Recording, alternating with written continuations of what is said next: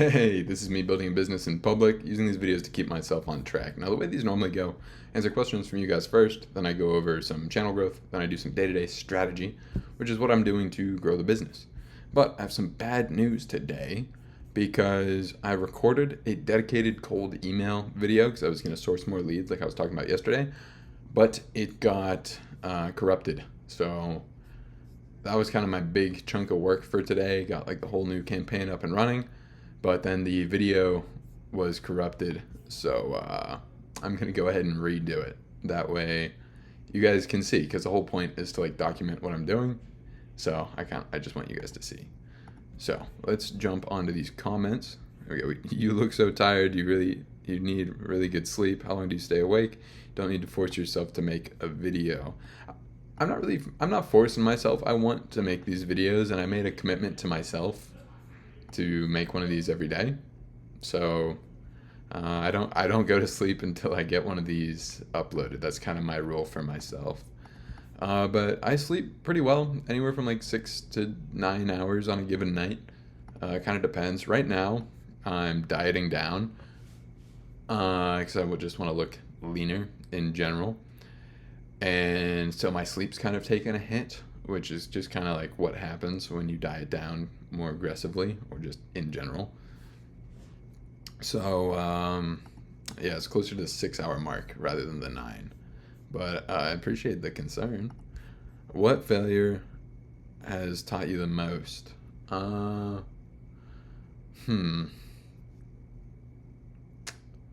I would say my first attempt at starting a business taught me the most.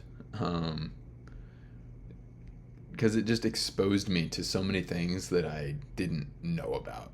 Like, I didn't realize how hard business actually could be. I was kind of in like the uninformed optimist stage rather than kind of informed pessimism, I think is how that graph goes. But yeah, I didn't know what I didn't know. And so that first launch kind of taught me a lot. So, yeah. And then I've had some failed relationships that have taught me a good amount, but that's kind of outside the business scope. What's kept you going when things get hard? I just love what I do, to be honest. Like when things get hard, one, I've set expectations for myself where I know that things are going to be hard. That's just part of the game. And then another thing is I just love the act of doing the thing. Like I play the game to play the game rather than like playing for a win, which is that's like some game theory stuff, which is playing finite or infinite games. Finite game, defined set of rules, has an end to it. These are very sloppy definitions. Infinite game, you're just playing to continue to play. So I'm trying to live and play the game of business. Like I just want to stay in the game. That means when things get hard, as long as I don't quit, I'm doing good. Another thing that's more tactical is stacking up micro wins along the way. So if you think about it this way, if you can break down an activity and chunk it down into its most essential components, you can find a place where you have made progress, no matter how insignificant it might be.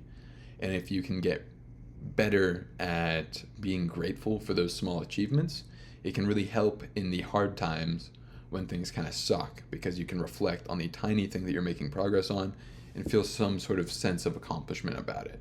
So like a practical application of that would be, let's say you're trying to build a business and you had like a handful of sales calls for the day and you just got shut down all across the board. Now you could take a look at just that and you could think that your day was a failure and that it sucks and it's hard. Or you could take a look at what happened on those sales calls and will you be able to take what you learned and apply it to your next set of sales calls. If you could pull out one actionable thing that you learned and consider that a win, then you can start to train yourself to be grateful for those small things, and it makes those tiny achievements kind of ease the burden of the hard day. So that's one like tactical thing that I do. What type of companies are you targeting? Right now, I am targeting marketing agencies selling leads, basically selling a cold email system. That might change as we run this next campaign, see what the response rates are like, but that's what I'm doing right now. Double thumbs up from my guy, Magomed KH, and this is from Aaron J. McCormack. Thanks, man. My boy, still don't know how to pronounce your name. I'm so sorry. If you could type it out phonetically, that'd be a massive help. One day I'll meet you as an entrepreneur. I have doubt. And I have doubt what you think about Forex trading. I want to be a trader and entrepreneur. It's my dream, bro.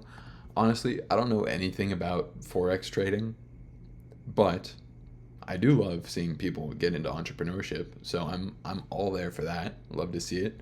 And yeah, that'd be great to meet you someday. I would love that. That's awesome. All right. So that is the comments. Let me go to my dashboard and check out the channel growth. So we're at 110 subs. So we went up 2 from yesterday. Nothing crazy.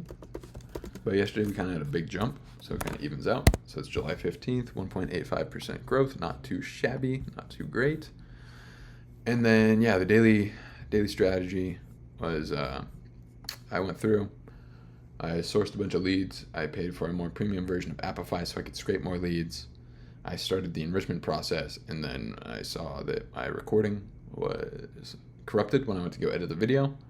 So I'm going to redo it. Outside of that, I just worked with my existing agency clients, serviced them, worked on like new ads, new creatives, new targeting, that kind of stuff on the back end. So nothing too groundbreaking there, but still got the day in, and I'll see y'all